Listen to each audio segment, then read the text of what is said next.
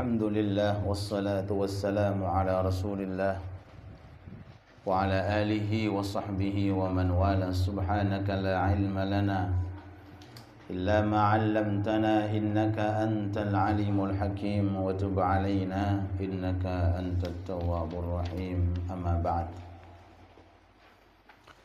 Sebelum kita melanjutkan hadis yang ke-87 dalam kitab Bulughul Maram yang menerangkan tentang adab dan akhlak untuk mendatangi hajat kita, ada salah satu hadis yang disampaikan oleh Nabi Muhammad sallallahu alaihi wasallam terkait tentang perbedaan antara zaman dahulu dengan zaman sekarang. Kalau zaman dahulu itu lebih diprioritaskan untuk beramal. Kalau zaman sekarang itu lebih diprioritaskan untuk belajar, mencari ilmu sebanyak mungkin. Ada salah satu hadis, innakum asbahtum fi zamanin kathirin fuqaha'uh. Kalian itu, wahai para sahabat, saat ini di masa orang-orang pintar banyak.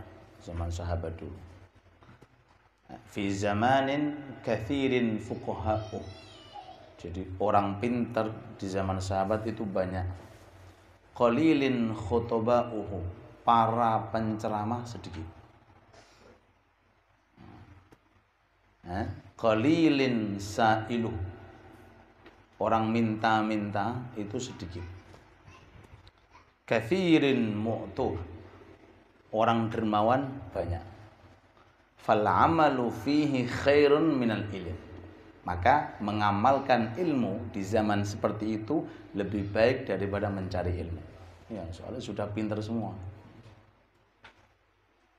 Ya, sedangkan zaman sekarang ini, wasayatikum zamanun, akan kedatangan masa qalil fuqaha'u, wong pinter sedikit. Kathirin khutoba'u, ahli ceramah di mana-mana ada. Qalilin mu'tuh, para dermawan sedikit. Kathirin sa'iluh, para peminta-minta banyak. Fal ilmu fihi khairun minal amal. Maka belajar, mencari ilmu, patus ilmu, menghadiri majlis taklim lebih afdal daripada mengamalkan. Allahumma shalli ala Muhammad. Dan itu terbukti. Ya. Kalau dibandingkan majlis taklim dulu dengan sekarang, ya jauh, sangat beda jauhnya. Ya, kalau dulu banyak orang-orang pintar, ya, sehingga istilahnya di bidang ilmu dan mencari ilmu sedikit karena sudah banyak yang pintar, sehingga dianjurkan untuk memperbanyak mengamalkan ilmu. Tapi kalau zaman sekarang sedikitnya orang-orang yang pintar, ya, maka dianjurkan untuk memperbanyak mencari ilmu. Bahkan ada hadis yang menerangkan min asyaratis sa'ah an yusalla khamsun fala tuqbal li ahadihim shalah. Di antara tanda-tanda hari kiamat ada orang 50 orang salat, tapi satu pun dari mereka enggak ada yang diterima oleh Allah. Termasuk tanda hari kiamat. Banyaknya orang sholat di masjid, di musola, tapi nggak diterima oleh Allah. Sahabat Abdullah bin Mas'ud mensyarahi ini hadis. Kenapa? Dikarenakan karena nggak mau belajar tentang urusan sholat. Dikira sholat itu pokoknya ikut-ikutan. Ada orang rukuk, ada orang sujud. Ternyata enggak. Sholat itu harus dipelajari, harus ngaji, mengetahui tentang rukun-rukun sholat apa, syarat-syarat sholat apa. Jadi dengan ini hadis, monggo kita semuanya insya Allah istiqomah untuk ngaji. Amin. Dimanapun ada majelis taklim, kalau kita ada kekosongan waktu, kita gunakan untuk mengaji. Mudah-mudahan ilmu kita diberkahi oleh Allah.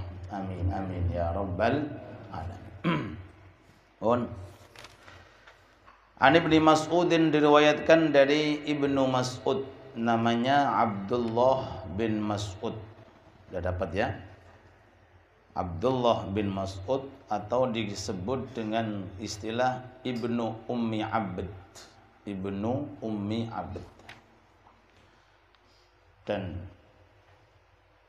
beliau ini banyak sekali kelebihannya, diantaranya pandai dalam ilmu qiraat, pandai dalam ilmu Quran. Sampai Rasulullah itu senang kalau mendengarkan beliau baca Quran, sehingga Rasulullah memuji dengan kata-kata beliau, man arada an yaqra Qur'anan kama unzil falyaqra ala qiraati ibni ummi abd. Barang siapa pengen baca Quran persis seperti Quran diturunkan dari langit, maka bacalah seperti bacaan Abdullah bin Mas'ud. Nah, ya. Senang Al-Quran, cinta Al-Quran, pinter Al-Quran. Dan beliau mendapatkan julukan juga sahibu na'lai Rasulillah, orang yang suka membawa sandalnya Rasulullah. Kemana-mana beliau ini dengan Rasulullah. Ya. Sampai saking seringnya keluar masuk rumah Rasulullah, sampai disebut kayak anak Rasulullah, Ibnu Mas'ud. Selalu berjalan dengan Rasulullah kemanapun, dan disebut juga sahib siwak Rasulullah, sahabat yang sering-sering membawa siwaknya Rasulullah. Sehingga ketika sahabat tanya kepada Siti Aisyah tentang sholatnya Rasulullah ketika bepergian, tentang jamak atau tentang qashar, jawaban Siti Aisyah, jangan tanyakan aku jarang bepergian, tanyakan Ibnu Mas'ud. Yang sering-sering diajak bepergian. Ini bisa kita ambil pelajaran. Kalau bukan ahlinya jangan menjawab, jangan berkomentar. Padahal Siti Aisyah alimnya perempuan di saat itu. Tapi kalau untuk urusan di luar, jangan tanyakan saya. Ente tanyakan orang-orang yang sering diajak oleh Rasulullah. Sahabat Ali juga sama ditanya, wahai Ali, bagaimana tahajud Rasulullah? Bagaimana witir Rasulullah? Kata sahabat Ali, "Jo takono aku, takono bojone." Tanyakan Siti Aisyah. Sebab Rasulullah tahajudnya di rumah-rumah istri beliau. Subhanallah. Ini suatu pelajaran kepada kita. Kalau seandainya kita diminta jawaban atau diminta komentar, maka katakan kalau kita punya jawaban, kalau enggak katakan wallahu a'lam. Wallahu a'lam nisful ilim. Ucapan wallahu a'lam itu nisful ilim. Dan mengatakan wallahu a'lam saat ditanya enggak bisa wallahu a'lam, itu bukan mengurangi derajat dia, tapi justru menunjukkan kelebihan dan keutamaan derajatnya orang alim tersebut, karena ilmu adalah amanah. Ilmu itu bin naql, ilmu itu harus dicari. Harus napa? Dicari. Ta'allam falaisal mar'u yuladu aliman. Harus belajar, enggak ada ceritanya keluar bayi dari perut ibu kemudian pintar fikih, enggak. Harus belajar. Kemudian ini sahabat Abdullah bin Mas'ud ini yang membunuh Abu Jahal. Jadi sing ngetok gulune Abu Jahal nggih Abdullah bin Mas'ud. Orangnya itu kecil. Jadi di perang Badar itu perang yang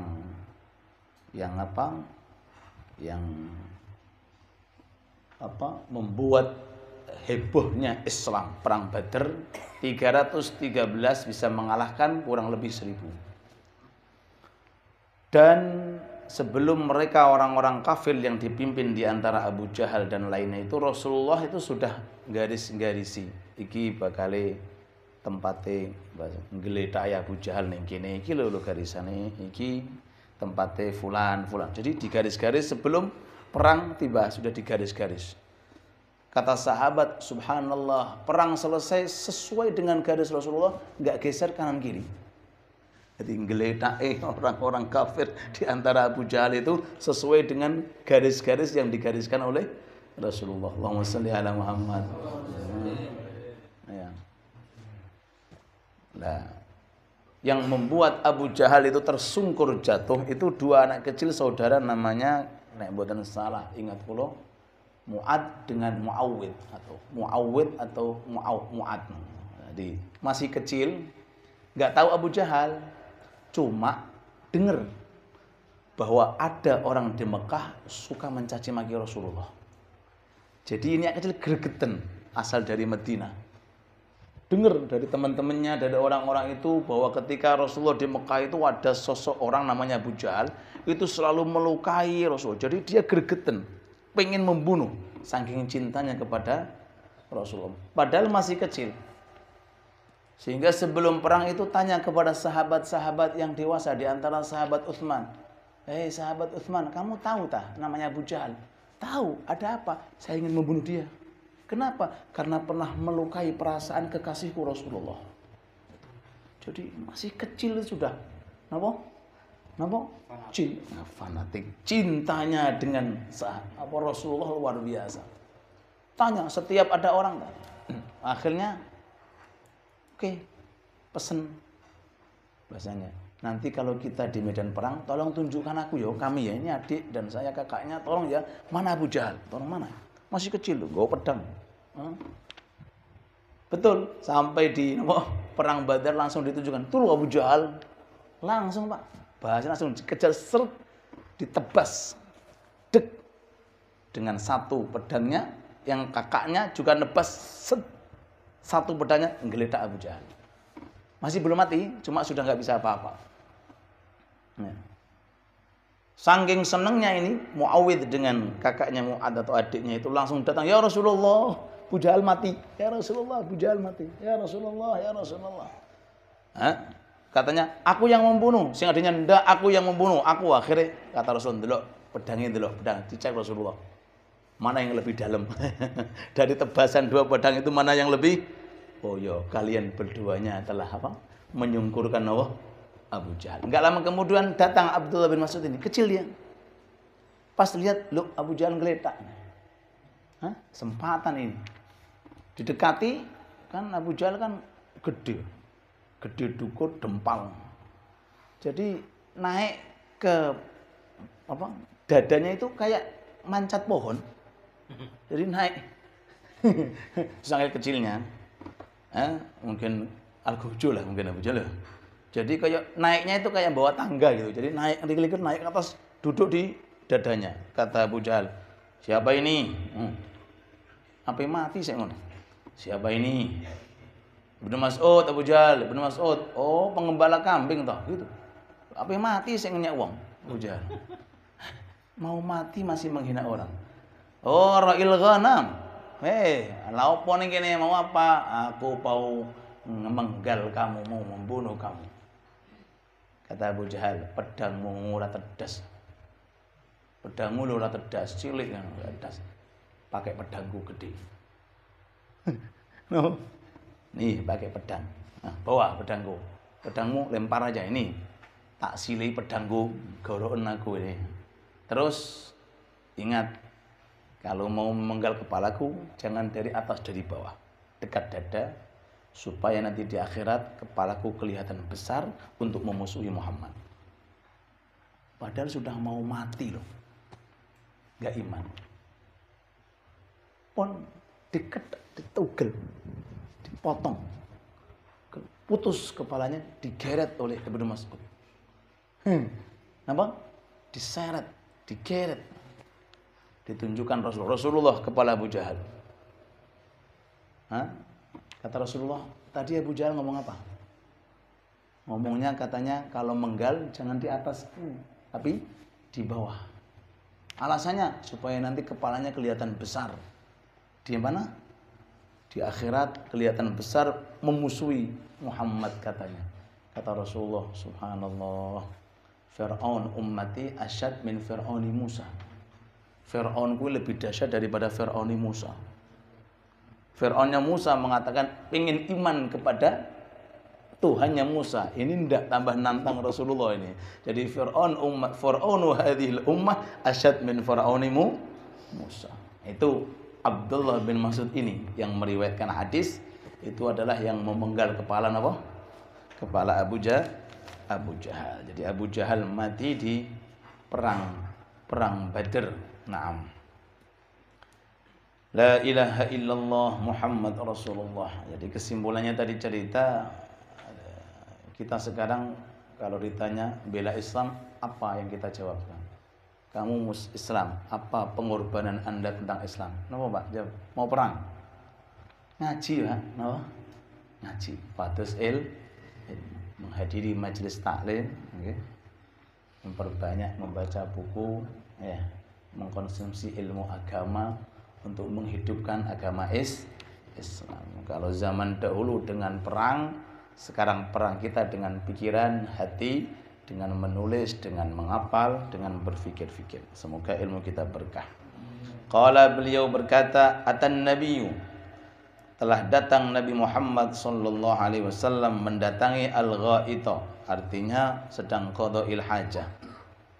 Fa amarani, kemudian Rasulullah memerintahkanku an atihi, untuk mendatangi atau mendatangkan kepadanya bithalathati ahjarin, dengan 3 batu.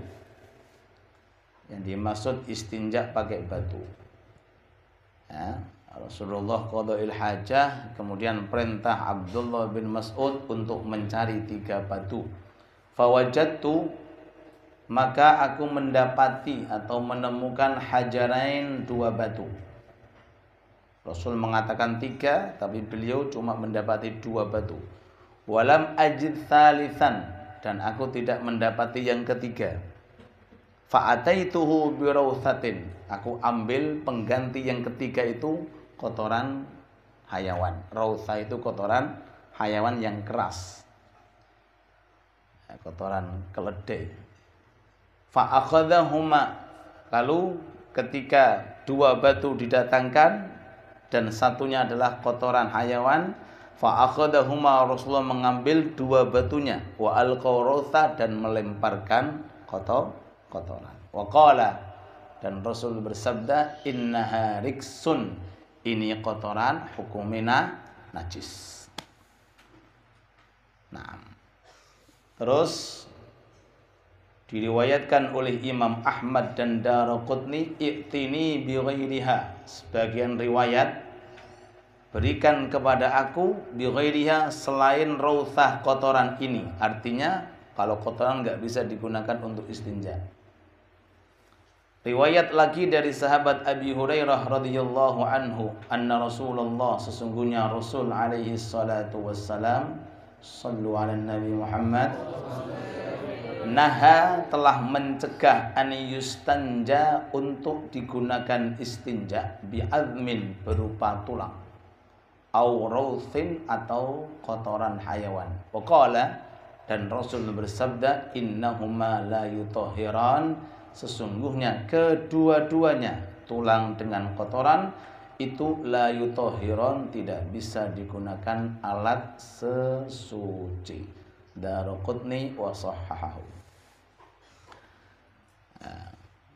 Fikih hadis yang bisa kita ambil di sini adalah perbedaan antara beberapa pendapat terkait tentang istinja menggunakan batu. Ini hadis menerangkan tentang istinja menggunakan batu. Kan istinja kan ada 2, ada istinja pakai air, ada istinja pakai batu. Pakai air juga sah, pakai batu juga sah. Nah, kalau mau pakai batu, ini lihat hadisnya, madhab Syafi'i, Imam Syafi'i dan madhabnya Imam Ahmad harus 3 batu. Harus napa? 3 batu. harus 3 alias witir, harus 3 alias witir. Nah, 3. Makanya Rasulullah diambilin 2. Rasulullah mengatakan gak cukup. Nah, sehingga dikasih kotoran tadi sebagai pengganti yang ketiga, dilempar. Kenapa? Menunjukkan bahwa harus 3 batu ya, menurut mazhab Imam Syafi'i. Dan maksud daripada 3 batu itu tidak harus batunya, 3 usapan. Artinya 1 batu dengan 3 sudut itu sudah bisa menempati 3 batu. Jadi 3 batu atau 1 yang menduduki tempatnya 3 batu, artinya 3 usapan. Itu menurut Imam Syafi'i dengan Imam Ahmad. Imam Ahmad bin Hambal harus 3 batu atau 1 yang menempati tempatnya 3 batu alias 3 usapan. Jadi bahasanya witir harus 3. Kalau seandainya 4 sudah bersih, maka tambahi lagi 5. 5 belum bersih, maka tambahi 6. 6 sudah bersih, tambahi lagi 7. Yang penting ganjil. Jadi harus witir. Ya. 1 boleh kalau 3 sudut. Ya. 2 sudah bersih, seandainya 2 batu sudah bersih dari tempatnya, tambahi 1 karena syaratnya harus witir. Begitu pula seterusnya. Ya. Jadi al-inqa'u bahasanya itu matlubun wal itaru wajib. Harus bersih iya, tapi witir ganjil hukumnya wajib, harus wajib. Itu menurut mazhab Imam Syafi'i, Imam Ahmad. Kalau Imam Abu Hanifah dengan Imam Malik, maka tidak harus disyaratkan, harus sesuai dengan bilangan. Jadi tidak terkait tentang bilangan. Yang penting bersih, walaupun cuma 1 batu. Faham ya perbedaannya? Kalau mazhab Imam Abu Hanifah, Imam Malik tidak harus dengan bilangan 3, 4. Yang penting bersih. Ya. Kalau mazhab Imam Syafi'i dua-duanya bersih iya, bilangannya iya. Kalau mazhab Abu Hanifah Imam Malik tidak menjadi syarat bilangan, yang penting bersih. Berarti kalau mazhab Imam Abu Hanifah hukum ganjil sunnah, bukan wajib seperti mazhab Imam Ahmad. Hukum ganjil sunnah. Ala kulli hal jarang dipakai. Khususnya zaman sekarang jarang dipakai. Kalau seandainya mau pakai ya mungkin dalam kondisi seperti di pesawat, mungkin pakai tisu, atau mungkin di sebagian toilet seperti airport biasanya pakai tisu. Kalau tidak keadaan itu biasanya orang langsung pakai air. Hakadha. Ini yang pertama. Yang kedua, larangan istinja menggunakan tulang. Karena tulang itu tidak bisa menghilangkan kotoran. Ya, karena kan licin, biasanya kan licin. Sehingga nggak bisa menghukumi atau dihukumi seperti batu. Alasannya karena lazij, licin. Yang kedua, itu makanan jin. Kalau bahasa kita fikir namanya muhtaram. Perkara yang diagungkan karena makanan jin. Nggak boleh digunakan istinja.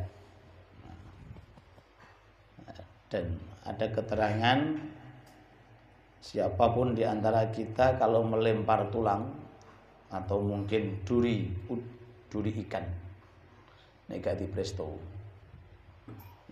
gak ana durine, entek kabeh mlebu teng kabeh sakno kucinge. Kalau seandainya ada durinya atau tulang, maka ketika dilempar di sampah pakai bismillah.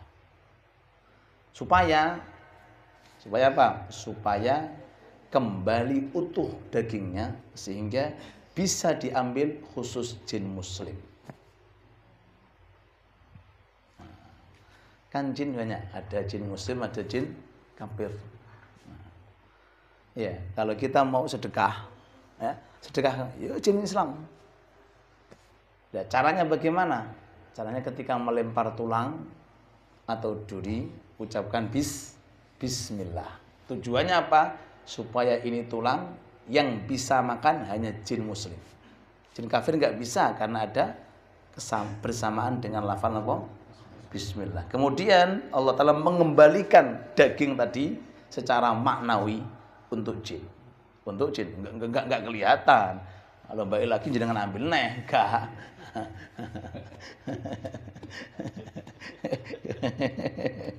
Ya. Ya, na'am. Wakata. Ini yang kedua yang bisa diambil. Yang ketiga, larangan istinja dengan kotoran hayawan walaupun itu kerasnya kayak batu. Tidak boleh orang itu istinja pakai apa? Pakai kotoran hayawan.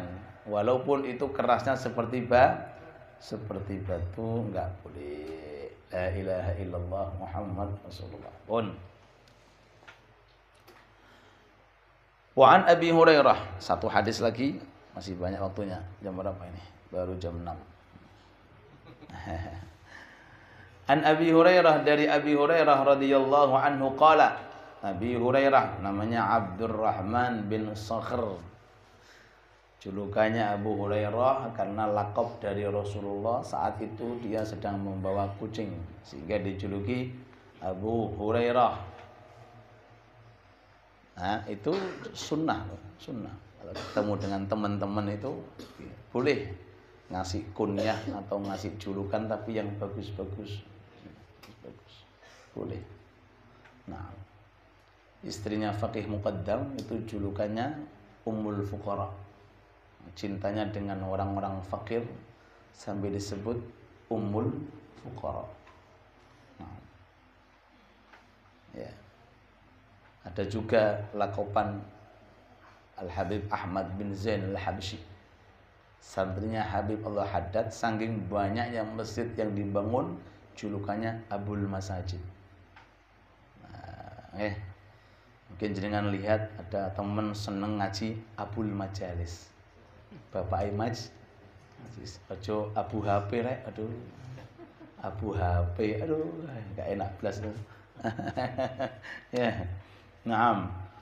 Sayyidina Ali sebutannya lakopannya Abu Turab. Bapak debu Abu Turab. Nah, dijuluki oleh Rasulullah.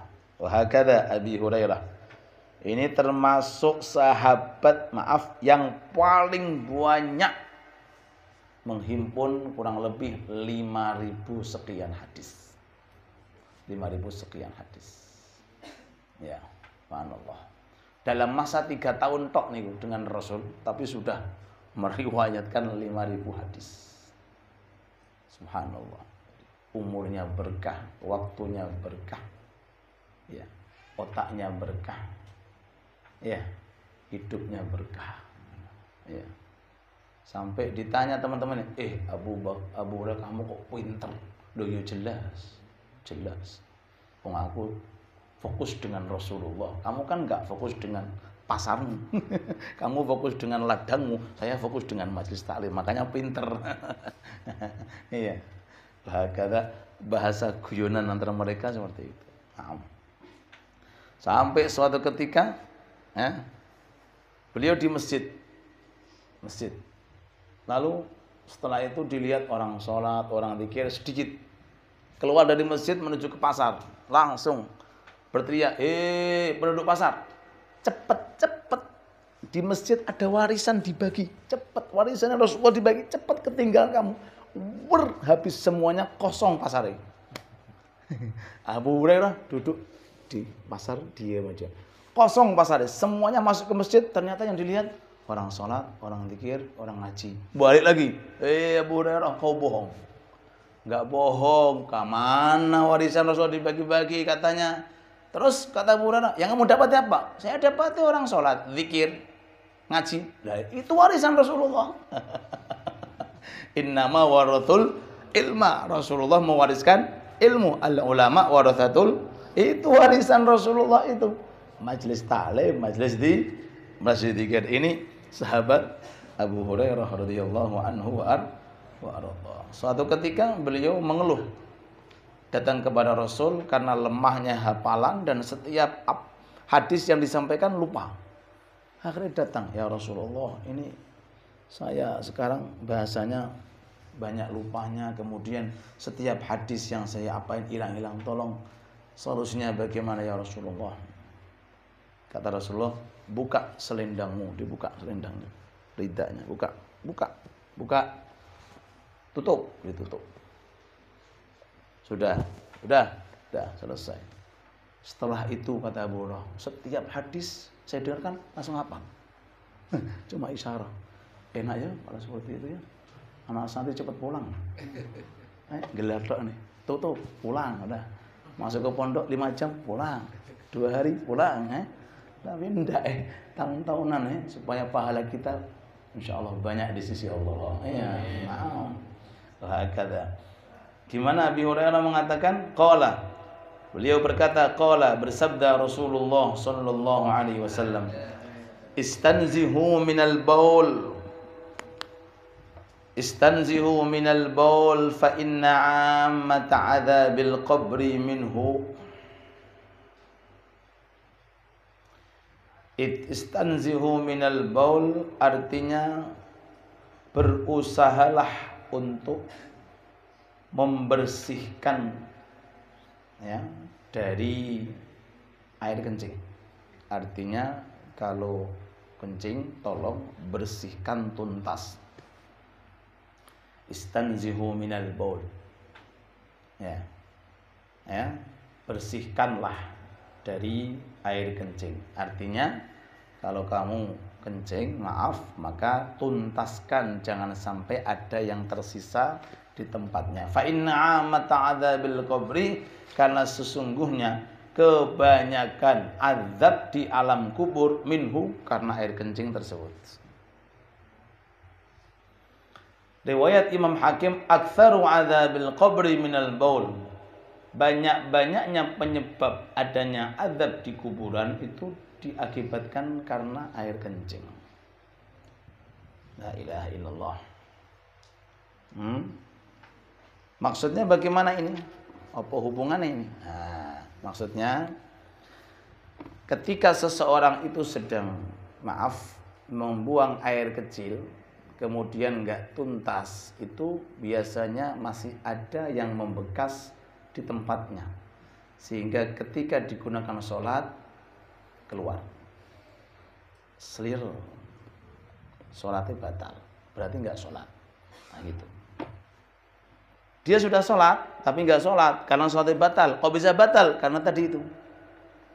Makanya dianjurkan kita bahasanya istibro.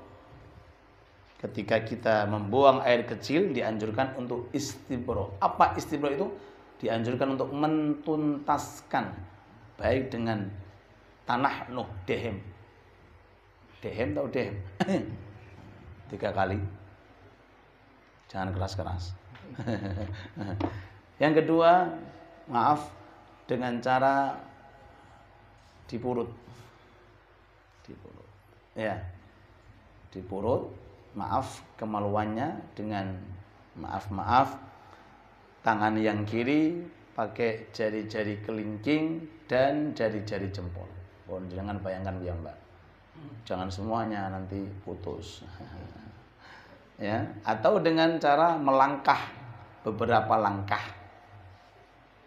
Atau dengan cara kalau istinja pakai air yang dingin.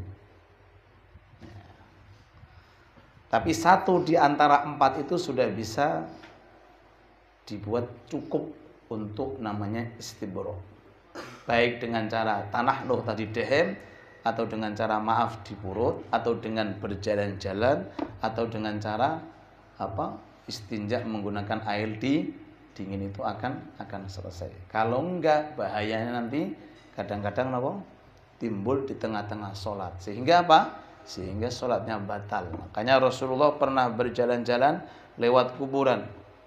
Kata Rasulullah, 2 kuburan ini disiksa. Innahuma yu'adzabani. Dua kuburan ini disiksa. Amma ahaduhuma fa innahu yamshi 'alan namimah. Satu karena di dunia suka adu domba. Muslim wis ape-ape dibuat cekcok. Nah, mungkin perbedaan calon biar subscribe-nya banyak, yang nonton banyak. Nah, itu di kuburan disiksa. Yang kedua, ammal akhar fa innahu kana la yastabri minal baul. Ketika kencing enggak mau istibra. Enggak mau mentuntaskan kotoran air kencingnya, air kencingnya. Sehingga ketika salatnya batal karena masih ada najis yang kan biasanya ada kan seperti itu. Makanya selesai istinja, istibra tadi kita dianjurkan ngambil air, dianjurkan untuk memercikan di area tempatnya itu supaya terhindar dari was-was. Kan ada kan syaitan itu yang menggoda sholat namanya apa? Siapa santri? Khinzib. Ya, khinzib. Wallahu alam. Yang di wudu namanya walhan. Ada 9 nama kok. Cuma saya nggak mau ngapalin. Buat apa ngapalin setan? Ya, 2 saja saya hafal. Khinzib dengan walhan. Nanti ada yang jaga di pasar namanya ini. Ya, ada 9 jenis dan 9 nama. Nggak perlu dihafalin. Ya, pun nggih. Wallahu alam. Ini kesimpulannya. Semoga ilmu kita diberkahi oleh Allah. Rabbana atina fid dunya hasanah wa fil akhirati hasanah wa qina adzabannar. وصلى الله على حبيبنا وشفيعنا محمد وآله وصحبه وسلم والحمد لله رب العالمين. الفاتحة.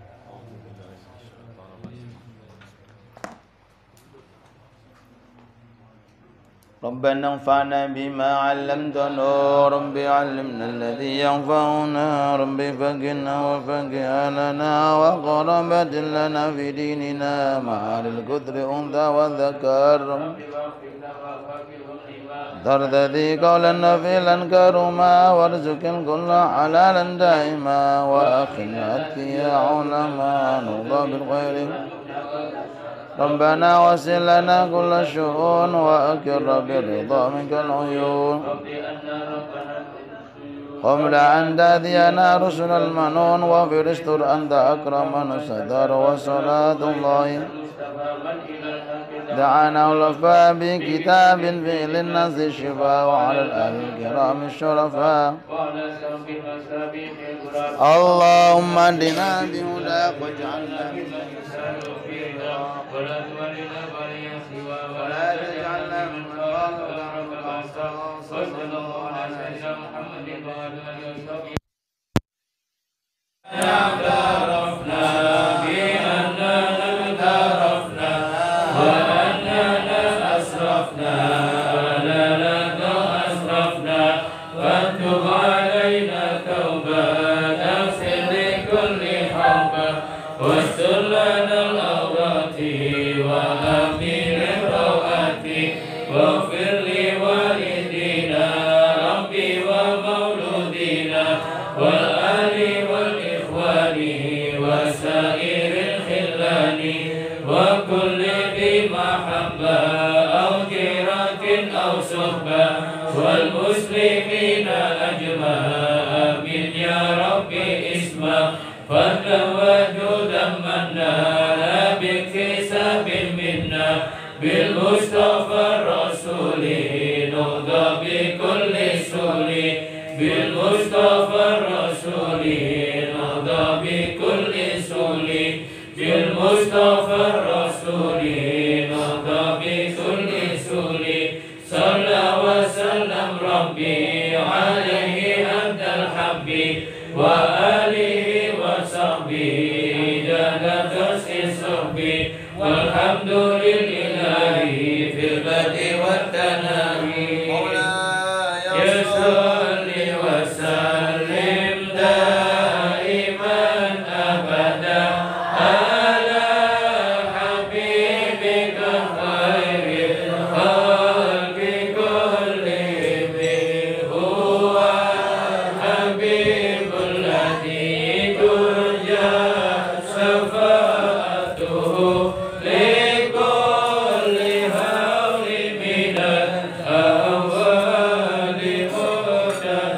Ya Rabbi bil Mustafa balligh maqasidana